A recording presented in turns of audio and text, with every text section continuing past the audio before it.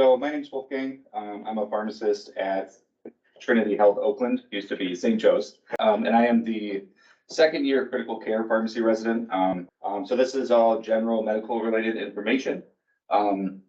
Anything that's, coming, any parameters coming from the physician at the transferring facility would supersede anything that I tell you here. You should be clarifying any of the orders from the transferring facility. So that means things like goals of therapy, titration parameters, hold parameters. They should be providing you all of those when you're leaving the facility.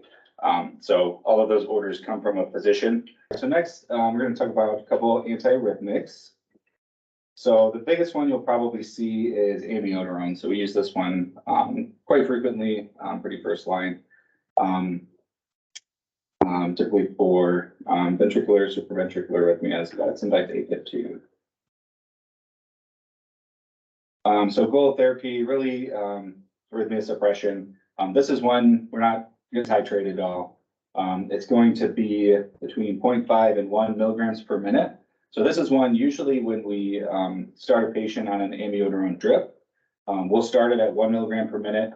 That'll go for 6 hours, and then we'll switch it to 0.5 milligrams per minute. So it kind of goes down. So you might get an order that at this time, cut the rate in half.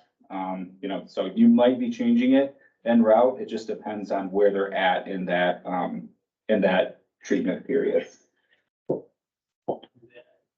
So just something to make sure that you'd be aware of while you're or from the transferring facility. Adverse events, so can cause some hypotension.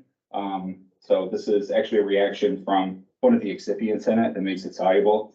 Can cause some bradycardia, QTC prolongation, torsades.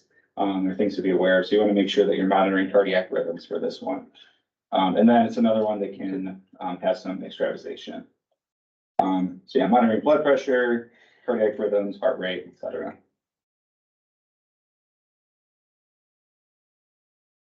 Lidocaine, so another antiarrhythmic agent.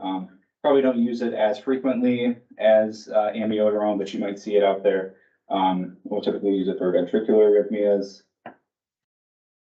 And dosing range is between 1 and 4 milligrams per minute. So this will be decided on before they leave.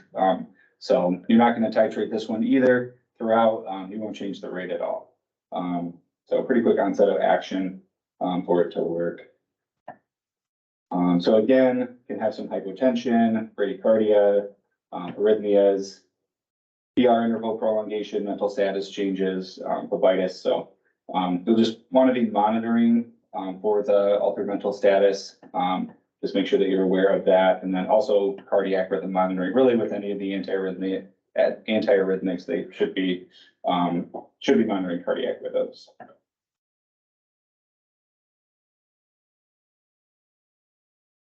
And then the last one here is Procainamide. So another antiarrhythmic. Again, we use it for ventricular, supraventricular arrhythmias.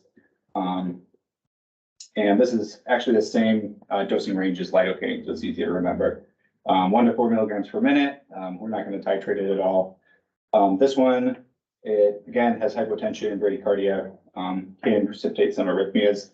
This one can also have some QT prolongation. So amiodarone and procainamide are the two you want to look for QT prolongation on the cardiac monitor, but it can also have some QRS widening.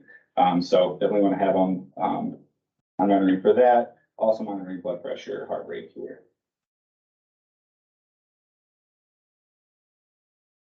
So not a lot with the antiarrhythmics besides just monitoring those. And then if you're seeing any abnormalities, contacting and seeing, we're probably not going to stop it for those. But you want to make sure you're in contact with the transferring facility if needed. I think the biggest thing is probably the amiodarone might be switched in the middle of the transfer. So just make sure you're aware of that. It depends on how long they've been on that. So.